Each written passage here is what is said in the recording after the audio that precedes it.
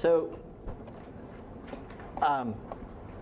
if you ask my kids what I do for a living, they say that I draw pictures, which is actually pretty accurate. But for a while when they were small, it was relatively indistinguishable, my doodles from their doodles. But, so they've been doing math from a very young age that way. But the theme of all these talks is going to somehow be that these pictures they're not an analogy. They're actually really computations. And in very many ways, the beauty of them is that they're really telling you something structurally that you don't see otherwise. And that's really the beautiful thing about planar algebras in terms of subfactor theory, and is definitely the place where these things started for me. And sort of my road can be traced through those. I mean, one way to think of all of mathematics is somehow it's just really clever notation, and that once you have the right notation, everything is obvious, and there was nothing really much to say. And I guess, my sort of feeling on this matter is that, with these pictures, that somehow if you've got the picture correct, it really reveals what's going on rather than just sort of explains what's going on. So that's sort of the hope, is that through these talks that you kind of get a feel for that. And I took the word workshop seriously, or at least I took it to mean what I thought it meant, which is that it's not me who's doing the work, but you. So there's going to be a lot of moments, or some moments, where you're going to have to do work. And I categorically refuse to continue to lecture until you do the work. So if you think you're going to, at least if by my experience of sitting through things, sometimes I sit through things and say, okay, well, eventually I guess I'll learn something, and eventually it'll be over and I can go on to do my next thing. In this case, there are going to be these awkward silences, and if everybody's waiting for somebody else to do the work, that's going to be in trouble. On the other hand, if you actually, I'm going to try to keep you engaged, and the hope is that by the end you kind of have a feel for this as well. So the idea is that and you'll sort of end up proving some interesting things in the hopefully. So the topic sort of, I guess there should be a sort of sub thing to this, which is planar algebras, subfactors, tensor networks, and quantum computation.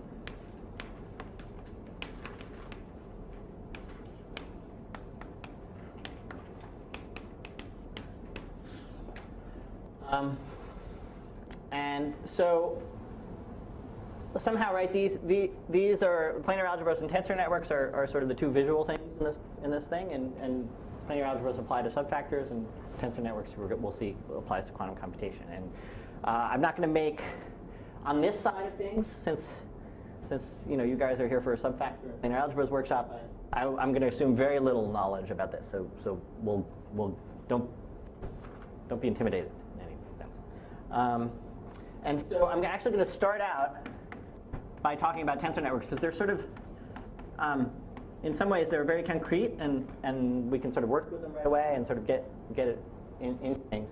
And then from there, this is over a course of 5 days, I guess. From there, we'll sort of jump from tensor networks to planar algebras and their connection with subfactors. We're going to sort of work in that world for a while. In particular, we're going to sort of learn about some examples of some planar algebras that are sort of related, or actually basically come from something called the exchange relation planar algebras. So we're going to kind of sort of work through examples to get a better feel for these things. And then we're going to move on to quantum computation, where I'll sort of explain to you what the setup is and how to think of quantum computation. So just briefly, quantum computation is, if you had a computer based on quantum mechanics, what can you do with it? Is essentially the topic. So it sort of sits at the intersection of computer science and mathematics and physics. And so we'll sort of enter into the world of computation through kind of the lens of tensor networks, and we'll kind of meander around there. So we'll just sort of walk around there a little bit and see where these things come. I'll point out a few things here and there. So that's the plan. So let's start with tensor networks. That's where we're going to start. So how many people have a version? If I say tensor networks or tensors, somebody a version in your mind, raise your hand if you have sort of that's at all something that you might have heard in some form or another. Okay. I've got either a very shy or a very impressionable audience for me to sort of go.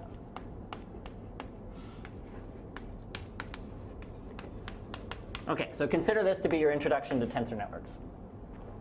Okay, so let me tell you what they are. So they start with there's some basic object, and that's called a tensor.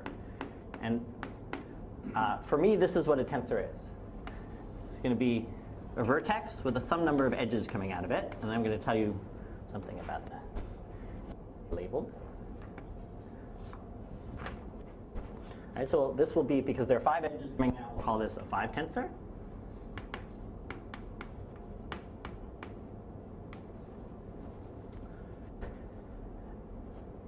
And let me tell you how it is. So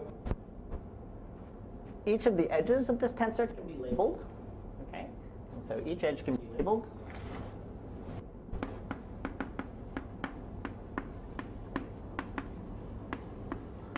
And we're going to we're going to pick a labeling set that's just a finite set. We'll call them, let's say, just the integers from 1 through k.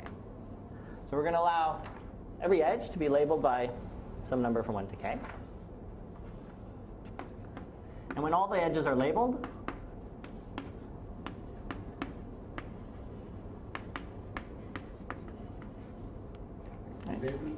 Label set is the same for all vertices? Yeah, for all edges. The labeling of the edges. Yeah. No, the label set for all edges is independent of the vertices, of the vertex. For now, yes. Yeah. And the label set is sort of it's a property of the edge itself. And when all the edges are labeled by some choice, the tensor is a number.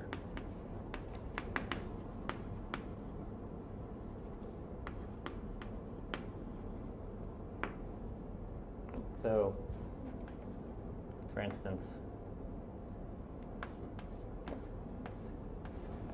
if it's 2, 1, 3, 2, 4, let's say, we could, once all the edges are labeled, this m with the edges labeled represents a number, and let's just so that you have something to think about, let's just have it be 2.7, for instance. You can have same number for each. What's that? Same name for 2 edges, sir. 2, you know. Yes, so you can label, every edge can be labeled by you. So so you mean these two are labeled by the same thing? That's fine.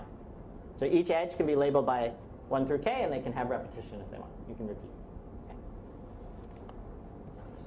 Okay, so one way to think of this, right, is once I have this, so how many numbers does m represent then, right? So there's k labels of this, k labels of this, k labels of that, k labels of that, right? So this is just an array of numbers, right, with k to the 5th numbers in that array. Okay, but this is for a 5 tensor, and we can have any number of tensors. Okay, is that clear? That idea? It's clear. Okay, so it's just a set of numbers. It's a graphical representation of an array. What is 2 into 7? Oh, I was just saying, if you've labeled all the edges, then it represents a number. So in this particular example, m, when the edges are labeled like that, I'm setting to be 2.7.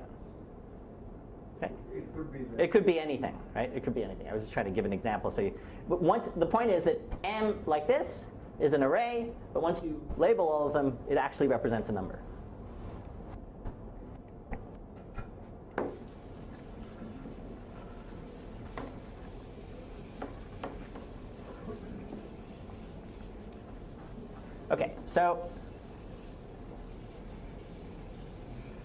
Okay, so we have these objects that are the tensors, right? So tensors, and now I want to tell you some operations that you can do on them. I'm going to define some operations.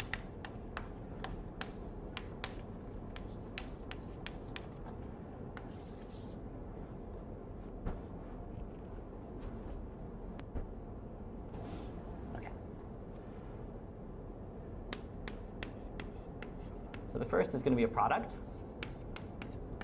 Okay. So now I'm going to start with two tensors. I'm going to tell you how to make. Is that a question or okay? Let's start with m as it was before, and then I'm going to have another tensor n. Okay. And I'm going to represent a product of these two tensors. This picture is going to be the product of those two tensors. And what it's going to be is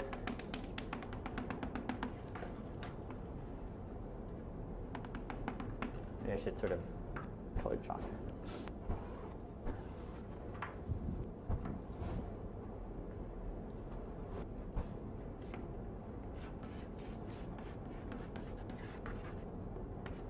Okay, so if you look from afar, right, and you imagine that you shrunk the pink area down to a single point, you'd have 1, 2, 3, 4, 5, 6, 7, 8 edges coming out of it. So you think of this as a big node. So this is going to be, is that what we came up with?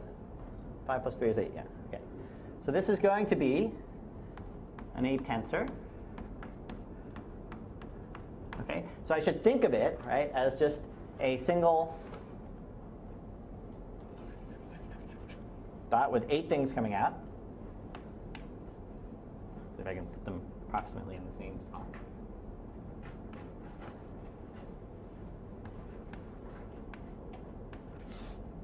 Okay, and so I have to tell you, if I'm going to tell you that this is going to be a tensor, I have to tell you when I label all these what number it should be, right? So if I label all these, that corresponds to labeling all these guys, right? So let's imagine I did, let's say 1, 2, 1, 3, 4, 2, 6, 1, or something like that. All right, so what do I have already in this data already here? This is now a number, right? That's a tensor. And this is a number because it's a labeled thing. That's a tensor. And so the value of this tensor with these same labels of 1, 2, 1, 3, 4, 2, 6, 1, the value of it is going to be the product of these two numbers. Is k is fixed? The k is fixed, yeah, for this whole thing. And if you, I guess I'm not doing a good job, but let's, after this moment, let's just keep it simple and we'll say k is less than 5 or something like that, between 1 and 5. Everything extends just normally, and so, despite there's a 6. But, There's a rotational ambiguity. so I want to distinguish that there shouldn't be a rotational ambiguity in the sense that when I talk about this picture, I really talk about these edges being different and recognizable one from the other. Okay, so that I don't want to sort of, when I label this one by 2, there's really a particular one that I'm talking about, and a shifted version of that wouldn't produce the same number. Okay. Shifted labels wouldn't produce the same. No, but what I meant was this product. To define the product, how do I know where that one is going to be? Okay, so in this particular case, I'm putting them next to each other, but all I need to do is make sure I have a correspondence between the edges, right? So as long as I know visually which one corresponds to which one. Yeah, so think of it just as like you have in mind, there are 8 edges and they come from these places, and however they are, I know which ones they correspond. They get starred, they're kind of... I am, yeah, but I don't want to sort of... But yeah, if you would like, think of it that way, right? There's sort of a star and then another star, and then you have to somehow merge them together, right, to sort of get the... Okay. So this is, so I should have said the value is the product of the two values.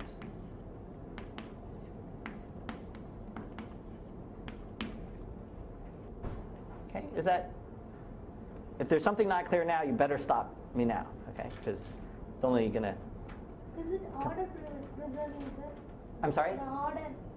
My picture was order preserving in the sense that this corresponded to this edge. Is that what you mean? And this, yeah. So, so if I was to ever replace this picture by that picture, I should definitely tell you how the edges correspond, right? Otherwise, you can't continue. Okay, so a product is one way to take two tensors, produce a third tensor, right? And what do we see about the tensors is that the number of edges coming out of it ends up being the sum of the two edges that you started with. Okay, so that's one maneuver, and there's one other maneuver. Well, your picture is A possible for us by putting the second tensor in other slots, you would get different. Well, I would just get a different, you mean if so this tensor comes with some identification of the edges with this one. So if I did a different thing, I would want a different identification of the edges. But I would consider those to be the same tensor, just that they're the same object, they're the same array of numbers, I just have a different association between the. So it is true that if I did it some other order, then I would have to rearrange these guys to get the labels right. So, I mean, as objects, I'm thinking of them as the same, but there's a choice of association with each edge that I need to sort of. I see what the issue is, but I think it's easiest to think about.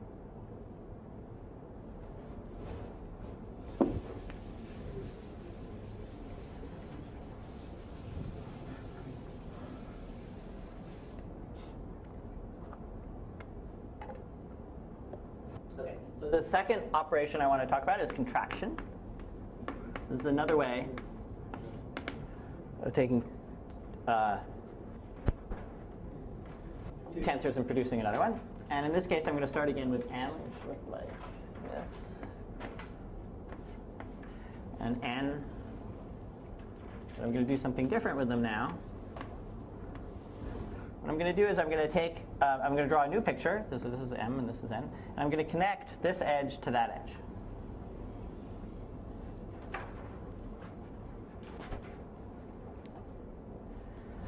Okay, so now I want to again draw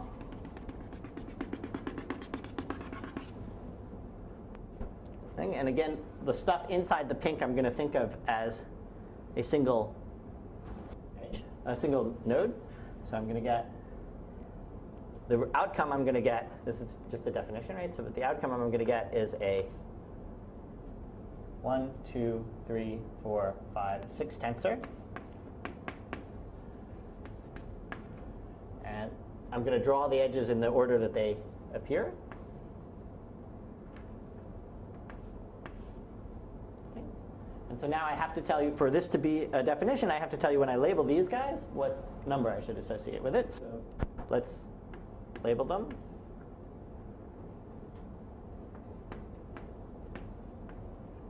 That corresponds to, once I have an association between the three edges, and the association I was trying to draw was this one. So now if I look at the two pictures here, this M has 4 of its edges labeled, but not the 5th. Right? And this N has 2 of its labeled, but not the one that I joined together. Right? So there's this internal edge that's not joined. And what I'm going to do is I'm going to say, okay, for any, what I'm going to end up doing is summing over all the possible labelings here. So I'm going to label it by an I. So any choice of label I get a number out of this guy. I get a number out of this guy. Right? So as soon as I pick a number for I, if I pick I is 1, then suddenly M does have a value. And N does have a value because all of its edges are labeled. Right? And I'm going to multiply those two numbers together, just like I would had they been in a tensor, but I'm going to sum over I.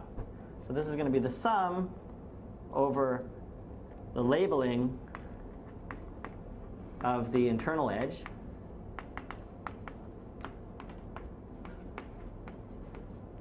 right, of the product of value of m times the value of n. And that's the value that I'm going to assign to this tensor.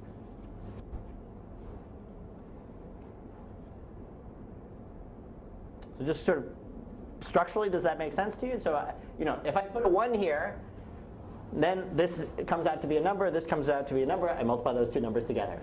Keep that on the side. Now I put a 2 here, I do the same thing, multiply those two together. 3, and then I add all those things together. And that's what I do. Okay, so, all right. So far you're saying, okay, I can follow this, but why, Yeah. Is there a planarity restriction? No, no planarity restriction. So, okay, so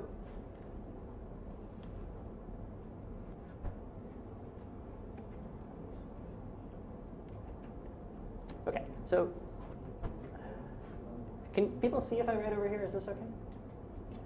So so far tensors are these pictures, right? And I've also said, well, you can think of them as an array of numbers, right? So I'm going to now sort of just tell you a few helpful ways to think of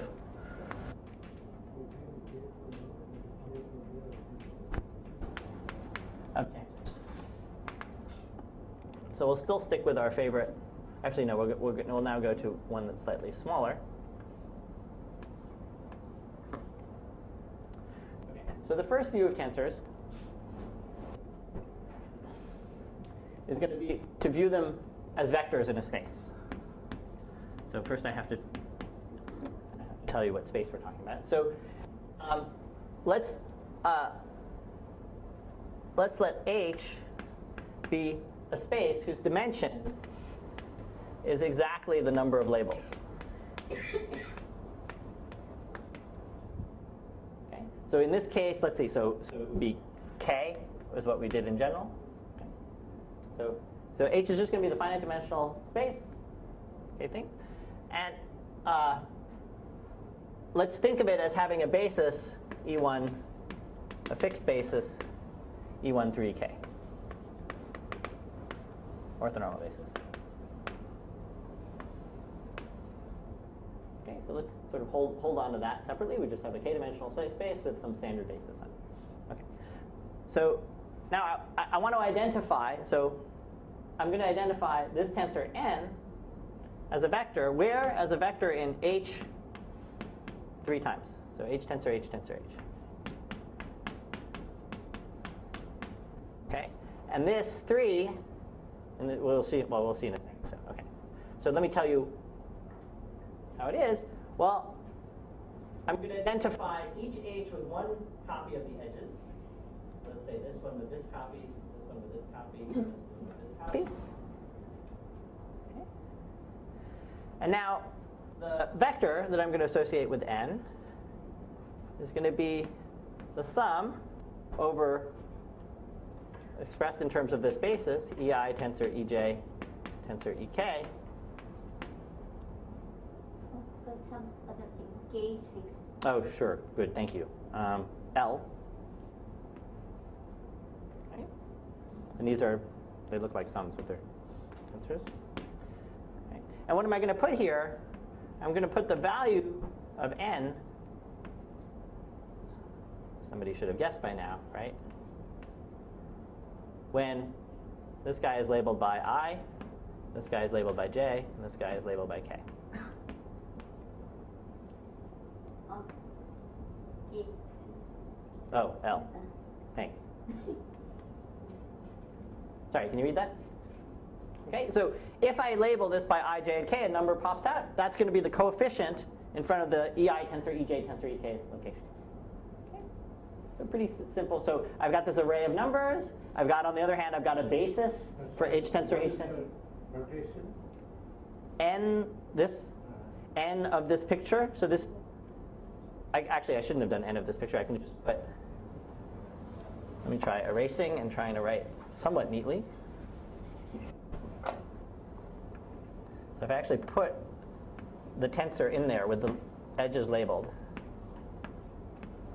this is n, labeled by I, J, and L, so it's a number in the direction of this vector, this basis element.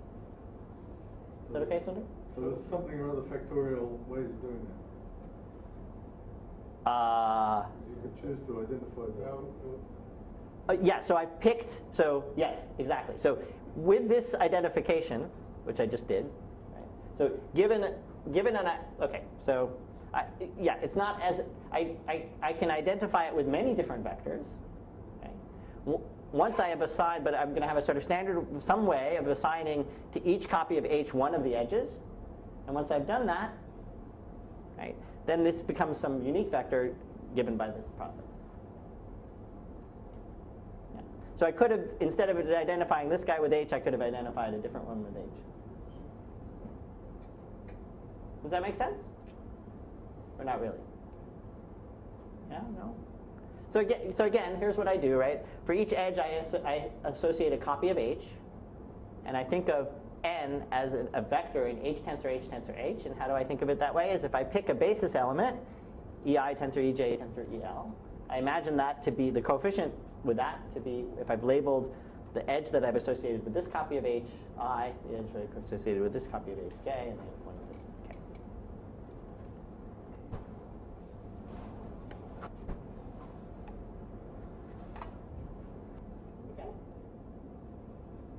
Okay. So that's a view of a tensor as a vector, or as there are many choices of ways of thinking of it as vectors, depending on how I set up the connection between the edges and the copies of h. But I can also think of it as a host of different linear maps. So that's what I want to describe next. I can also think about it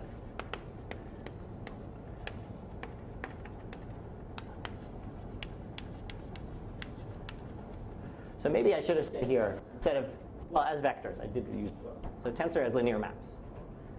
So let me give you an example of a linear map for the same tensor n.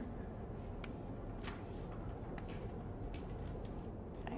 So I'm going to think of it as a linear map from one copy of h to the tensor product of two copies of h.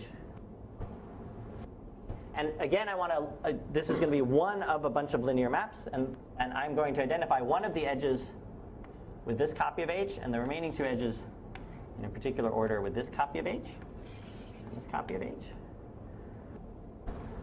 Okay. And so now I need to describe a linear map, and the way I'm going to describe a linear map is I'm going to define it on a basis, on the standard basis. And I'm going to say that n of ei, okay, so think about what this is going to be, right? What it's going to be, well, okay. If this is an EI, the idea is that I think of this edge as labeled by I. Okay. Once this edge is labeled by I, there are two remaining edges free, right? So this is a 2 tensor, right? Once I've labeled this by I, there are two free edges. It's a 2 tensor. We can think of that as a vector, right, in H tensor H. And that's what we're going to map it to, okay? So it's going to be the sum over EJ tensor EL. Okay. And what am I going to put as a coefficient? I'm going to put n labeled. The second edge is going to be labeled by j, the third edge by L, and the first edge by I. Okay. The linear map this way or the other way? I'm sorry? What you have written is the linear map H to H tensor H, or? The linear map is H. It takes EI, a basis for H, to something in H tensor H. Okay. N is N on the left hand side. Yeah. So if I want to, so I'm using the same notation because it's sort of, I'm trying to explicitly think of it as a linear map. Okay. So some things to tell you, right? So I could have thought of it as a map from this copy. So I'm thinking of it as a map from this copy to this tensor that, right? But I could have thought of it as from this copy to them in reverse, or I could have thought of it as this copy to these ones. So there are a whole host of them.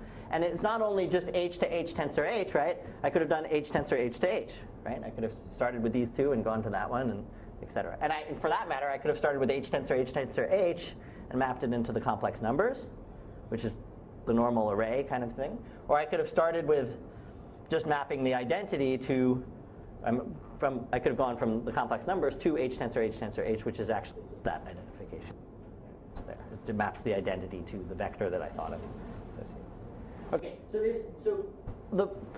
the idea is that this same array of information, right, can be viewed in all these different ways, right? And the presentation here is that the pictorial way is going to be a lot nicer, cleaner, easier, a useful way to think about things rather than always translating them into these things. Okay, are there any questions at this point? Because you're about to have to do some work. So you can still ask questions after you're asked to do work. Okay, so how does one implement this contraction using this notation? This notation as instead of can you hold on to that question for a second? so how does one implement this contraction? You mentioned the contraction of the tensors. Yeah? So using using these notation, the right side notation. Yeah. So how does one implement that? You mean how do you write down this as a vector? Yeah. Operation. Okay. So That is a linear map, this is a linear map, then what happens when you contract them? And okay. So can we hold on to both those questions for a second, for maybe 10 minutes, and then you can ask them again if you want to. Okay.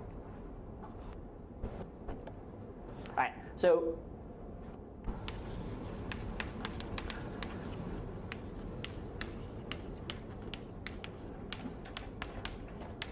All right. So this notation is only sort of helpful and useful if you can feel it a little bit. So here's your first question.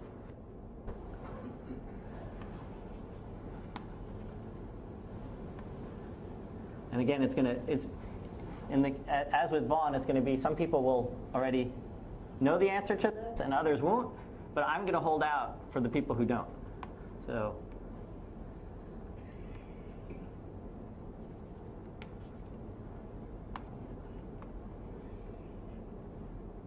okay, so I've written down two pictures here. This second picture, actually let's just ignore the second picture for a second. Let's just start with the first one. So this picture,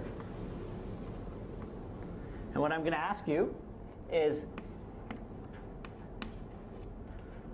come up with a reasonable description of what this picture represents. Okay? So I want you to think about it. You can talk to your friends or your acquaintances or whoever's next door to you.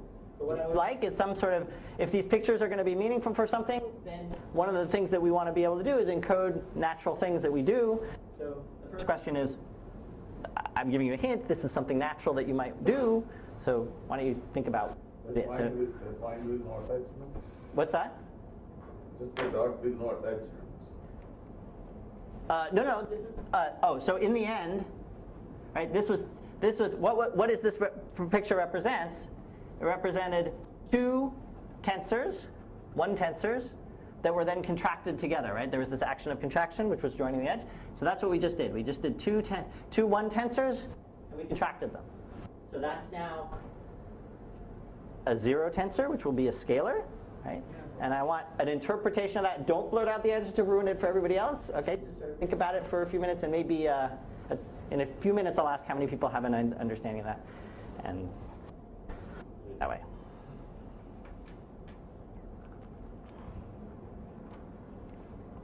So if you don't know where to start, just start by this definition, right?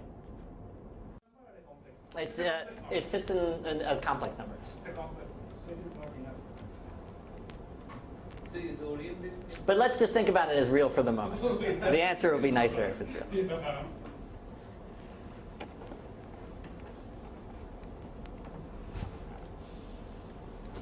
Is there any orientation involved? Maybe with complex numbers, you orient the edges. Yeah, that's what. Yeah, that would be what everybody wants to do. Yeah, I'm not going to orient the edges, but yeah, but there's something else we can do instead of orienting the edges, which will work as well. You guys are way ahead of the game.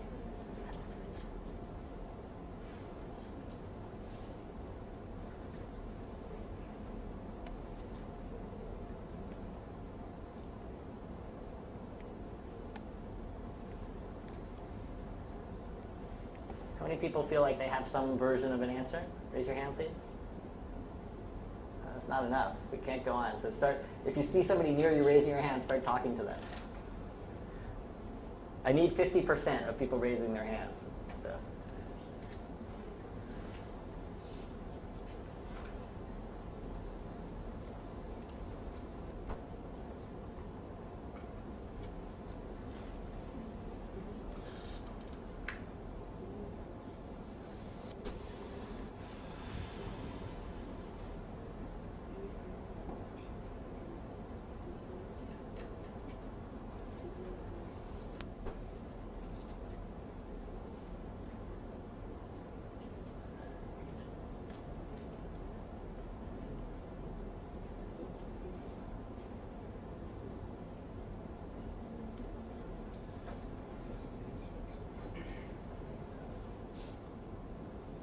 fixed all the allowed graphs with the given number and with it?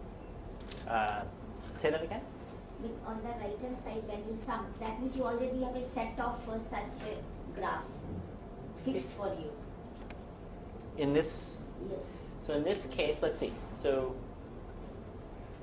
this was the linear map associated with this tensor, right? And so I'm not sure I understood your question. You take all sorts of graphs, or you have a fixed set of such graphs? You fix the graph. You fix, and this is the graph. It's just a 3-valent vertex, right? Then summation is over what? Here over labeled JNL. Sorry. Yeah, so that you can find a graph with the JL occurring in that graph. So that means you have a set of. The graph is the graph, the trivalent graph. It was probably a bad idea to use little n as a tensor label. Something like capital R would have been a little bit. Is that? Let's see if that helps. But I don't think that addresses your question. So we've got this tensor here. We want to think of it as a linear map, right? So, and it's going to be a linear map on H to H tensor H. This H, for each basis element, I'm going to think of it as labeling this edge, right? Then it's going to map onto a vector in H tensor H. And I'm going to describe what it is on a basis. And on the basis, once I have a basis element like EJ tensor EL, that tells me that I want to label this copy by J, this copy by L. Once I've labeled all those things, this is a number now. And that's the coefficient I put in front.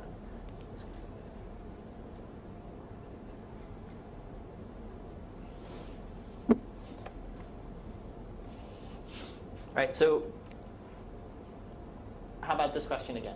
Raise your hand now if you feel like you have something. All right, we're not quite at 50%, but all right, I can see I'm. You know those psychological experiments where they had a very cruel thing to do, where the audience, when the person walked to this side of the room, would just completely stop paying attention. And they would sort of just start chatting amongst themselves. And then when they went over to this side of the room, they would sort of be very, very alert. And then you'd sort of very quickly, you train the person to sort of be sitting in the corner lecturing from way over here. So I feel like you're going to bend me to the point where I'm going to give up and just tell you the answer right before I've even started. But for the moment, I'm going to hold out a little bit, at least somewhat. So somebody want to say what they think it is? Which version do you want? Just 1 point with no attachments, no edges. Yeah, so it's going to be a number. What is that number associated with what we started with? Evaluating a vector against a function. You think of m as a vector and n as a functional. Okay, how about something simpler? It's like a dot product. Thank you. Yeah, like a dot product. So let's just write down what this is, right? So there is m, right, which sat out like this. And there was n that sat out like that. And let's consider them both as vectors, right? So this was the vector summation. Let's just, is this okay? Mi times in the direction of ei? So mi is m with this labeled.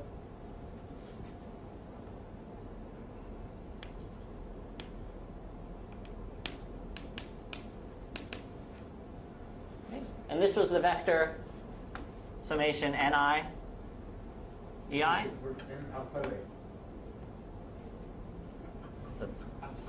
Don't make it worse than it already is. Right? And ni is going to be this tensor n labeled with an I. Okay, so we've already learned, right, that a single tensor can be associated with a vector. This is the vector that it's associated with. Right? So let's call that vector v, and let's call this w. And now let's write down what this thing is, right? This is a contraction. We've defined what a contraction is so we can figure it out, right? So what is it? It's the summation over all labelings of this, right? So let's label this. So if we were to label it by I, what would the value be? Well, when we label it by I, right, this takes on a value, which is m sub I. This takes on a value, which is n sub I. Right? So if we labeled it by I, we'd have a value m sub I times n sub I. Right? But now we sum over all labelings. It'll be the sum over I. Now this you know, right? What is this? This is the inner product, right, of a vector m with n, right? So this is just the inner product of the vector m with n. Right? When we think of m, the tensor m as a vector, It's the inner product. I don't know how to write that. It's V with W, right? That's what we said.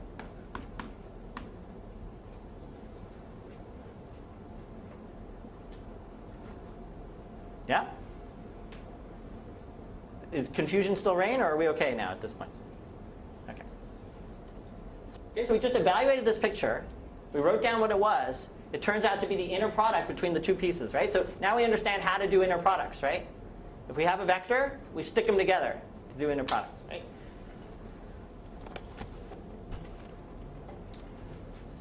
Okay, so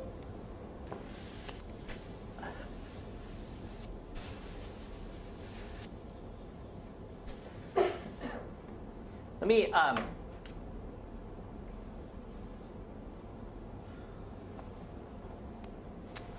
back up for a second longer to say something that was sort of in. I could have done a different definition of this, but they were sort of implicit by this, but I didn't. It's not quite implicit. So let me just come back to a different picture. Okay. Suppose we had a picture like this, right? So I've told you what to do if there's one edge that's connecting the two, right? But I haven't really told you what to do with two edges. But I'm imagining that you can guess what to do, right? Which is that, first of all, what kind of tensor will this eventually be? How many edges, free edges, will there be on it? 1, 2, 3, 4, 5, 6, right? So it'd be a 6 tensor, right? And what's the value of the 6 tensor? Well, if I label all the outside edges, right, I'm going to have to sum over all possible labelings, but now not of one edge, but of two edges. Right? So I write down all possible labelings of the inside edges.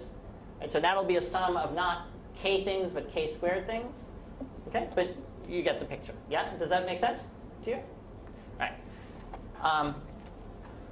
So if I then said to you, what's the value? How should I interpret this picture? For instance, do you now have a quick answer?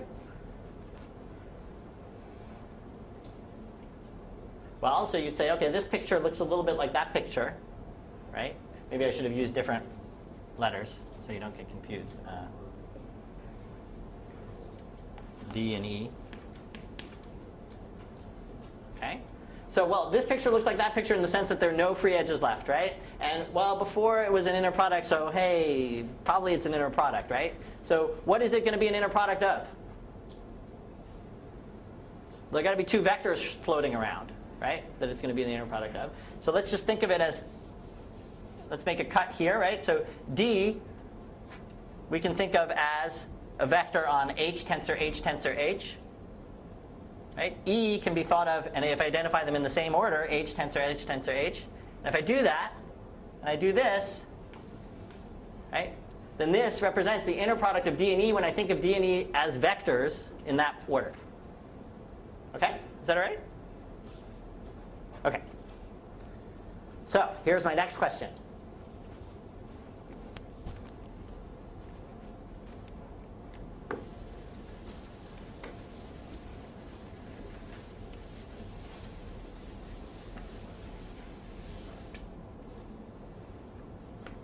I want an interpretation of this picture.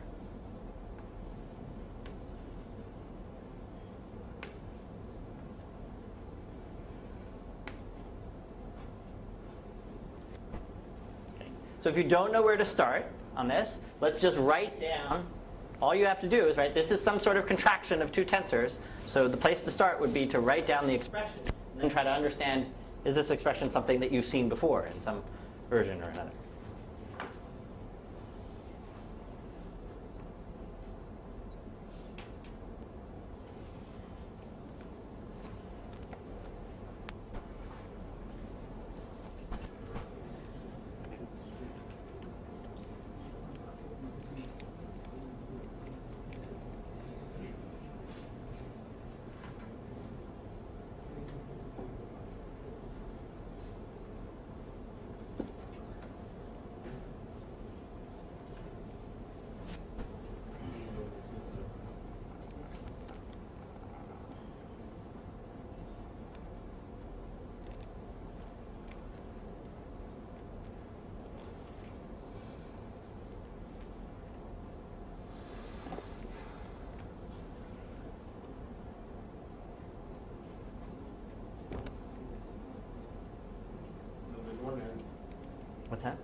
That won't help. That won't help. Is it right twice a day?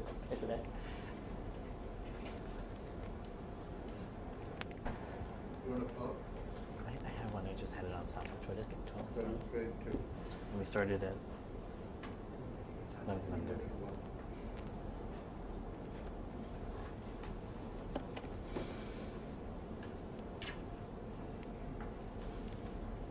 Anybody feeling good about this one? Raise your hand if you're feeling decent about this one. All right, that looks more like 50%. Okay, somebody tell me something? If you consider linear operator from H to H, this composition. Yes. Okay, great. So so the statement was, if we think of each of these, right? Let's break it here. If we think of A as a map from H to H, and B as a map from H to H, right? Then this is the composition of that. This is the match. This is the map AB. So another way to say that, right, is if we think of A as a match from H to H, that's just like a matrix, right? A regular matrix. And this is another regular matrix. This is matrix multiplication.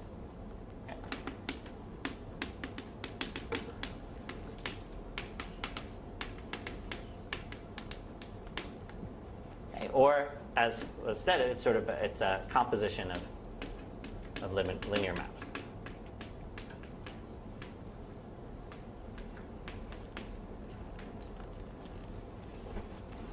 Okay, good. And if I drew a picture like this, let's say,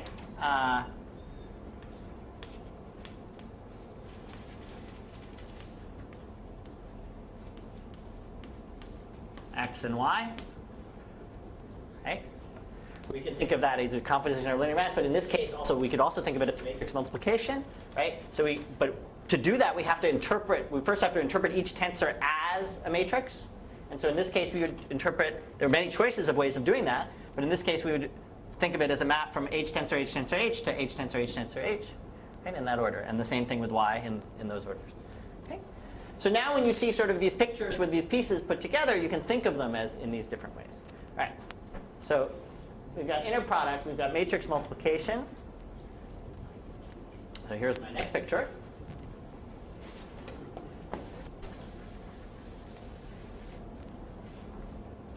What about this one?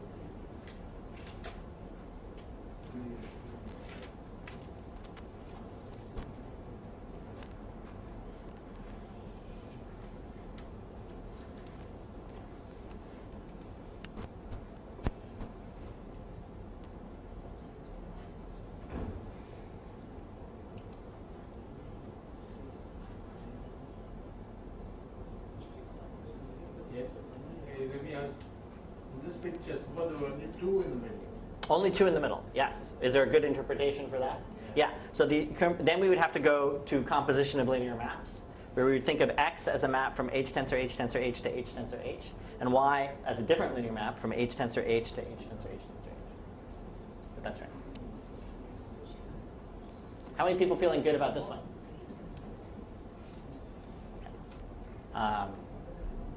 Somebody? Sundar. One was talking about this one. Yeah, should I just give that as a hint? Vaughn was talking about this morning. Now how many people? Well, I'll give you 10 seconds to think about that. Trace, right? Okay, so this is the trace. So let's just to be clear, right? So what do I want to do is I'm going to think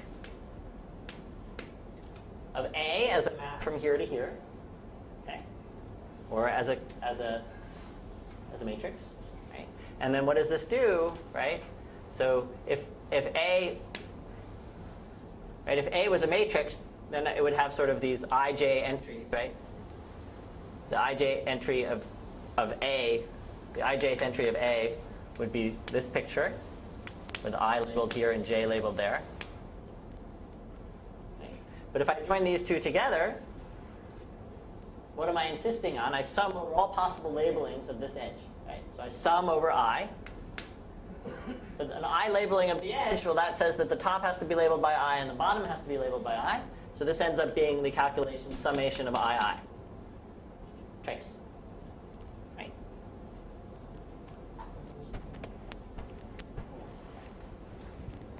Great. Okay. So here's the takeaway message, right? The takeaway message is that these pictures encapsulate a lot of the basic things that you do in linear algebra, right? As pictures. Right? And they seem to have flexibility that you otherwise would have to be much more scripted about saying in terms of thinking of them as linear maps and things like that. And I guess one final thing would be, which sort of came up earlier, right, is maybe it would be useful, right, in some way, to, if this is a map from H to H, right, so it's a linear map, that maybe I should be able, I should have some sort of notation for the adjoint, right, the conjugate transpose. So let's think about what we want out of that. Well, so first of all, we almost want an upside down A, right? Sort of flipping this picture over, thinking of it as a map from here to here, right? And what does that do? That's just the transpose, right? But then we'd need to do something else to it, right? Which is we'd want the conjugate transpose. So let's just introduce the notation that A bar, whoops, well, actually, I should do it this way. Well, all right, in this case, I should do it this way. A bar, right, is just, I'm going to take every one of those constants, and I'm going to conjugate it. So all the constants get conjugated. And then in this case, I'm kind of doing something tricky, which is that I'm associating, right, by turning this upside down, right, I'm sort of associating this edge with, in terms of A, I was associating these two edges together. Right? But the point is that from A, I can get the adjoint by doing this process, right? I sort of reverse I reverse which edge I think is one and which edge I think is the other, and I take the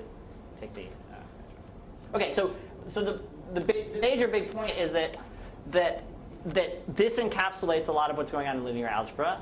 It makes a lot of calculations transparent. And as your next exercise, I want you to prove through pictures that the trace of AB for A and B two matrices, let's say A and B are matrices on our K by K matrices, I want you to prove that the trace of AB equals the trace of BA. Just through pictures.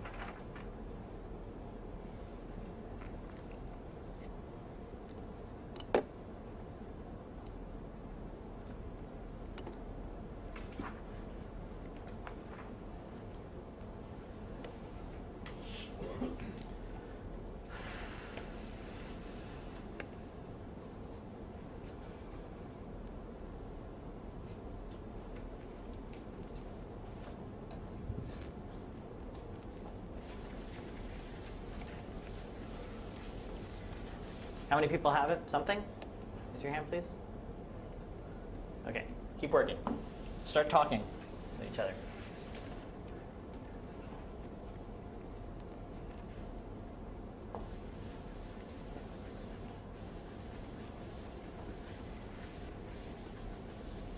So the first thing to do, if you're really, really stuck, right, the first thing to do is write down the picture for trace of AB.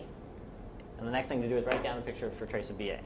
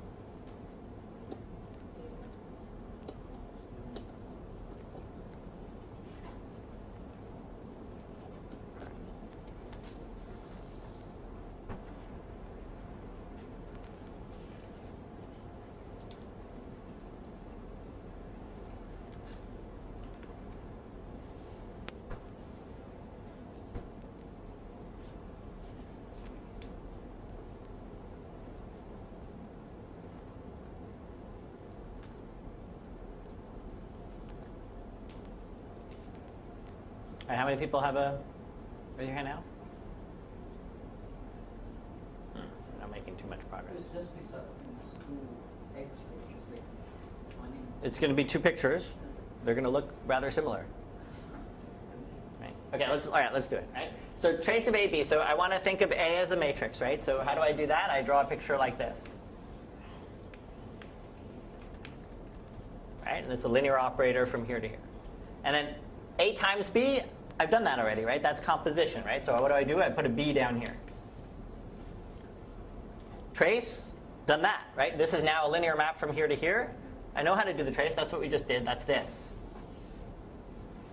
All right, let's do the same thing for trace of BA.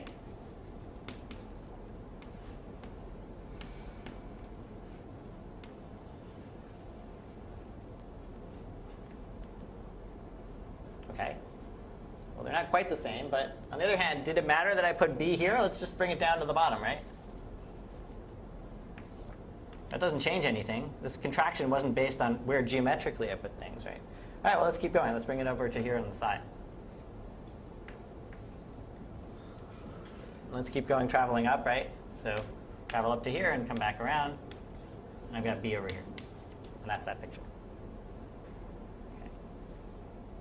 Okay, so right, we didn't need to do it this way, right? But this should be starting to give you a sense that, hey, there's something going on here that's actually helpful, right? Because these pictures, there's something about drawing this down that makes it certain things very, very clear without having to do it. And I don't really need to have noted that it was A, B, or BA. I mean, it could have been anywhere on the picture, and I sort of know what's going on. Okay, so that's the end to the sort of getting the feel for things. So let me tell you, I still haven't really said what tensor networks are. And so first, let me say that, right, which I sort of alluded to already, and you can sort of see, but you know, I can have diagrams that do all kinds of things, right? I have pictures like this, let's say, and I want to stress that these pictures do not need to be planar, which is something that in subfactors comes out as something that is an important restriction when you're dealing with subfactors. But you know, this could be this.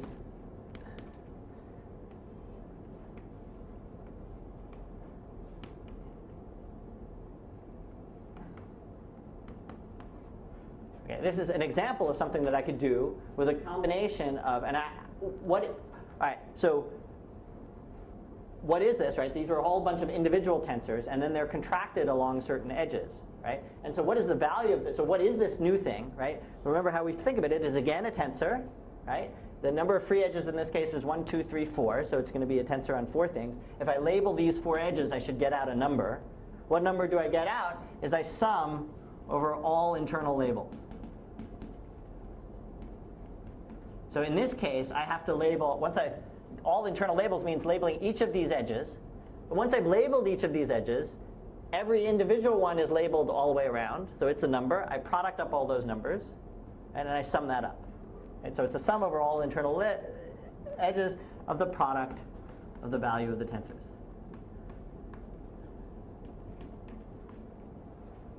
Okay. So it's a generalized sum of products of things.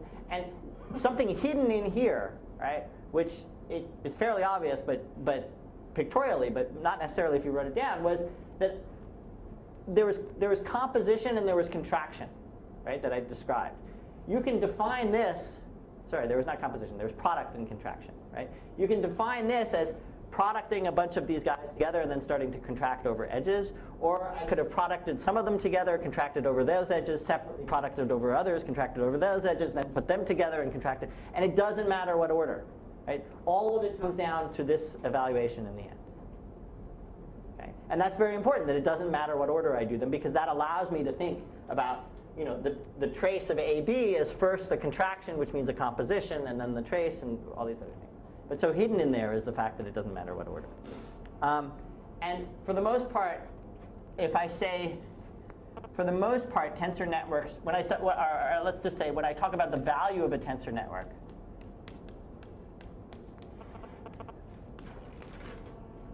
and I may be a little bit, but mostly when I talk about the value of a tensor network, what I'll be talking about, so this is an example of a tensor network. But when I say the value of a tensor network, I'll be specializing to tensor networks with no free edges. Okay, so it's going to be no free edges. right? Which is the same as to say that the outcome is going to be a zero tensor. And a zero tensor is a complex number. So the value, when I say the value of tensor network, sort of implicit in there was that the tensor network we were talking about didn't have any free edges.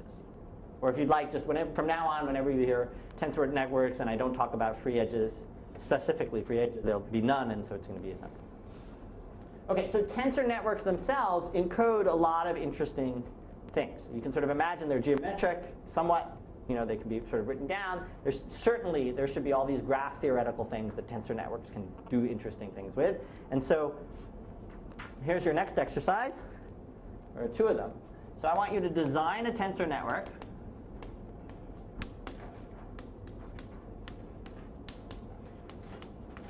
And I want two different tensor networks. So what I mean by a tensor network is, a network where you specify what the tensors are.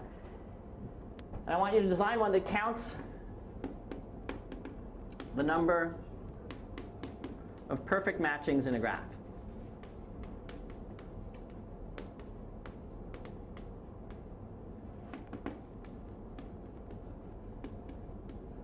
Okay, so the data that you're given is some sort of graph.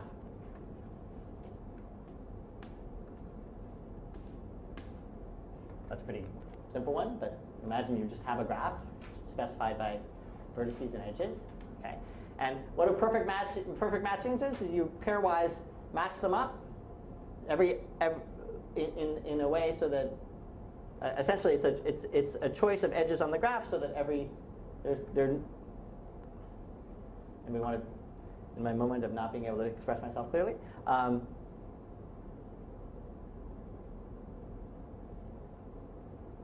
Vertices are paired up, and the edge that joins them is an edge that's actually given in the graph. Okay, so for instance, one perfect matching would be this is connected to this, and this is connected to that. That would be one perfect matching. Right? Another one would be this and that. Right? So these two connected and these two connected. Right? But this, you can't make a perfect matching out of these two and these two because there's no edge connecting these two. So the number of perfect matchings on this, I think, out of a possible, let's see, so there's one, and then the crossed one, two. Is there a third one?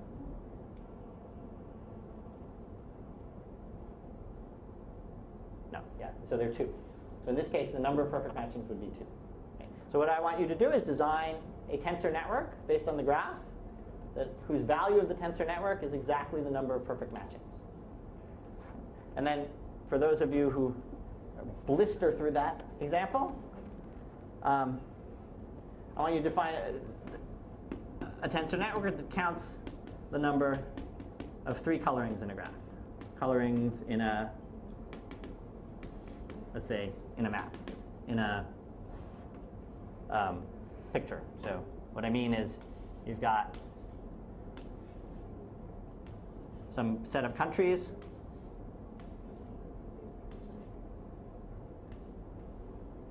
and you want to know the number of ways of assigning colorings to the different countries. You're going to create a map out of this. You're allowed three different colors. Price of ink is expensive, so you only want to do three colorings. But what you don't want is to have any boundary edge blurred, right? So any two that share an edge, okay, you don't want them to share the color. So if they ever meet at an edge, you want the country on one side of the edge and the other side of the edge to be a different color.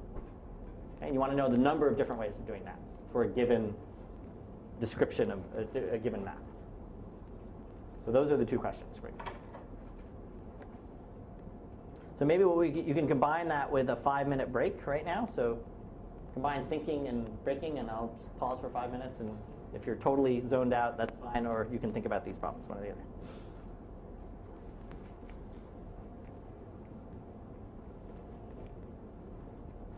I encourage you to talk to each other, because it's more fun when you do.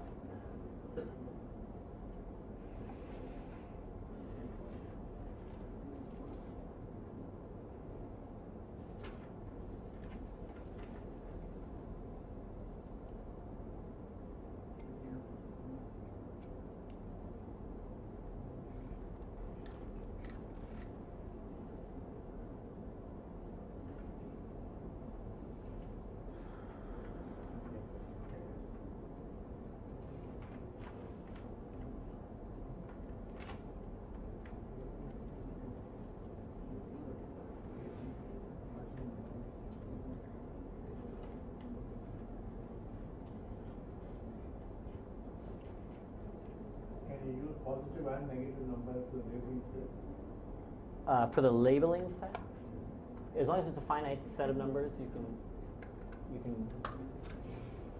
Is that what you meant? No, disallow something like this. You have to do that via the tensor, not through the label. You have to do that through the tensor itself, not through the labels, if you're trying to do that. Like to disallow some.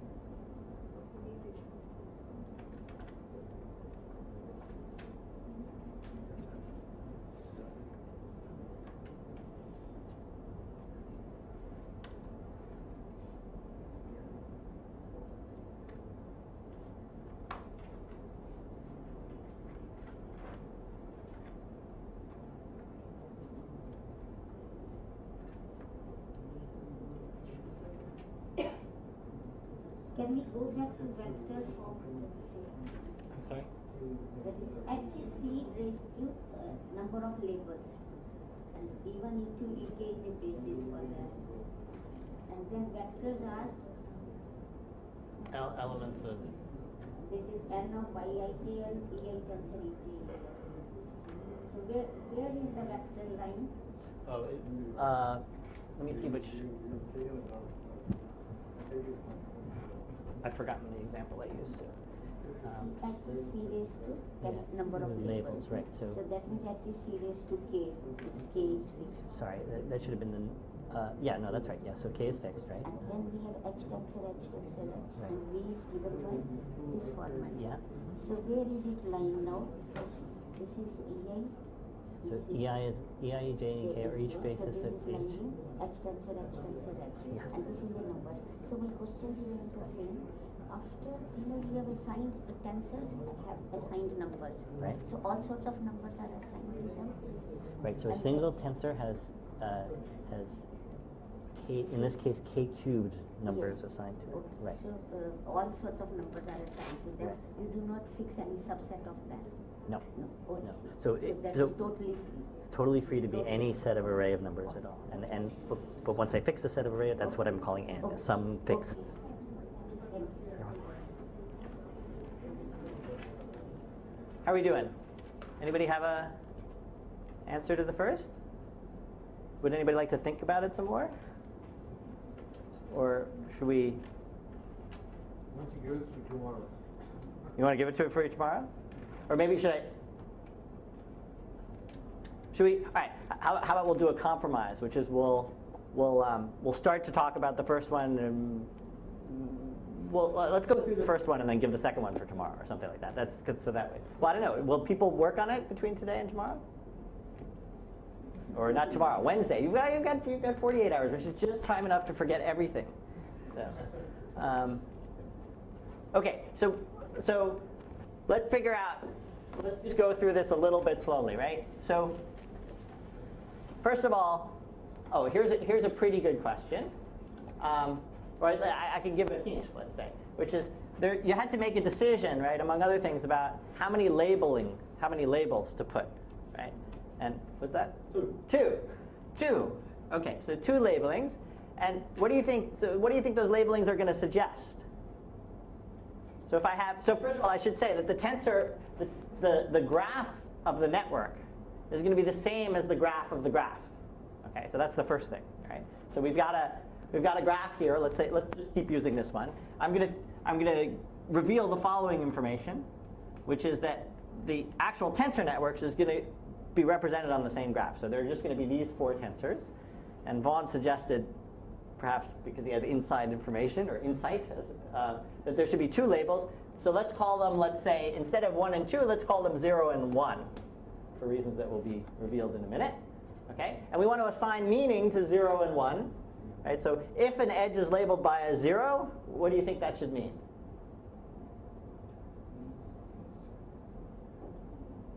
Or what do you think the dichotomy between 0 and 1 should be? Well, one of them should indicate that I've matched the 2, and the other should indicate that I haven't matched the 2, right?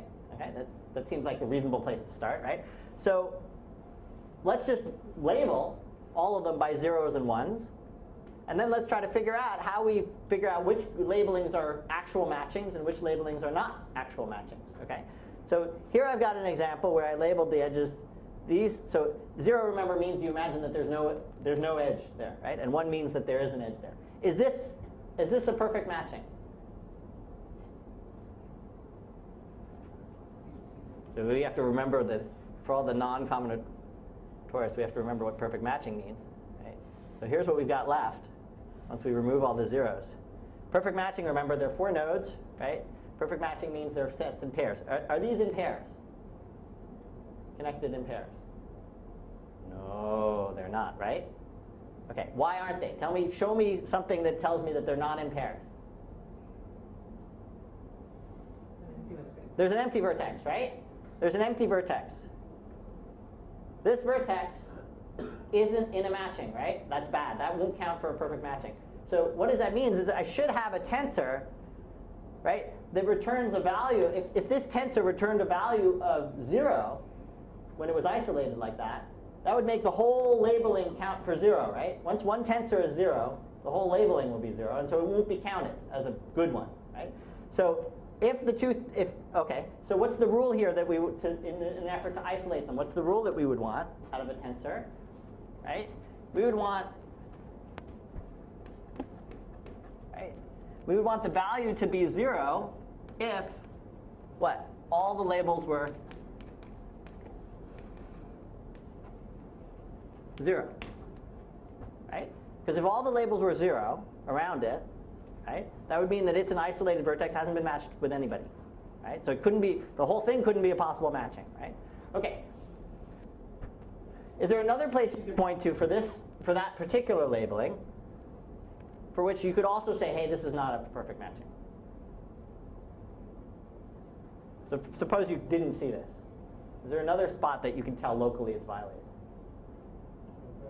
This one, right? Why, if I just know this information right here, that there are 2 edges going into this vertex, this can't be a perfect matching, right? Because perfect matching means they're matched in pairs, right? Meanwhile, this person is sort of ambiguous about who is matched to. Right? So what's the condition here? The condition here is if you're connected to more than one thing, right, then we should also not count that. And the way to not count that is to let this tensor be 0, right? So in this case, we want it to be 0 if there are at least 2 1 labels, right? 2 labels equaling 1. Right? Now otherwise, okay, so that's what we got out of this particular choice of labeling. But now let's but maybe that was enough for us to sort of figure out this whole thing. So let's ask the question. If I have a set of labels so that every vertex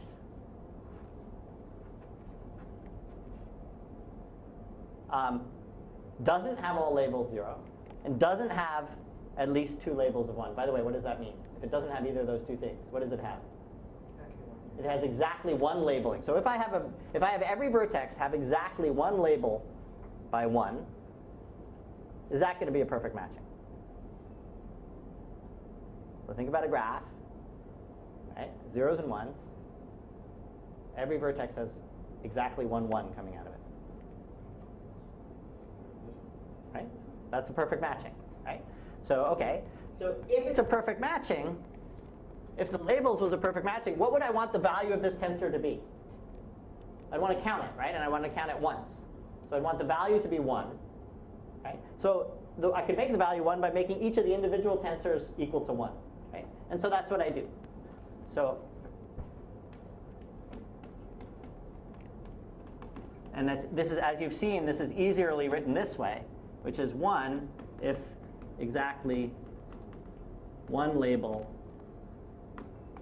equals the 1 value and 0 otherwise. Okay, so I can define a set of tensors, right, with this property, right, which is when I label them, they're 1 only if exactly one of the things is labeled by 1, and they're 0 otherwise, right? And if I put those tensors into the graph, the value of the tensor network is exactly the number of perfect matchings, right? Because it counts 1 for each perfect matching, and 0 for anything that's not a perfect matching.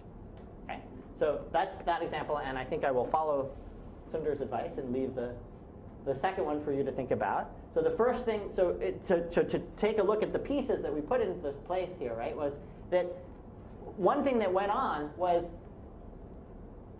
I can use the tensor to define local rules, right? That's what I did here. The tensor sort of said, here's a local rule on labels. If they satisfy that local rule, I'll make sure the value of the tensor is locally 1, and that will make and if everything satisfies locally is 1, then the thing globally will be 1. And if it violates the rule anywhere locally, I'll set it to be 0, and that'll wipe out the whole thing. Okay, so if you want to now attack the second problem, right, the first thing you want to do is say, hey, look, how can I make 3-coloring a local problem, right? How can I make whether or not something is 3-coloring a set of local tests? As soon as you figured out how to make it a set of local tests, now you have to just define a graph where your local tests are the vertices around the edges. So that's as much of a hint as I can sort of give you without ruining all the fun for you. Okay? So again, does anybody need an explanation for this a little bit better? But it's a planar map, right? I give you a map, and 3-coloring is I want to color, you think of these as countries, I want to color the countries in a way so that none of the edges are blurred, right? So I don't want to have colored this red and this red because then I won't be able to see the boundary between that. But there are 3 colors, and I want to count the number of ways of 3 colors. Okay. That's that. We'll stop here. Also, some non-triviality was you can't have something like pizza. Oh, right. Thank you. Sorry. Yeah. Is that true? No, you can't have a pizza, can't you? Huh? Oh no, right. You don't want more than 2 countries meeting at a vertex. Yeah. At a vertex, right? So we're sort of just assuming that, or we don't mind if a vertex doesn't have a color, right? That's the point. Is that right? So pizza is okay as long as countries that share an actual edge don't share the same colors. Neighbor means edge, right? Yeah, a neighbor means an edge rather than sharing just a vertex.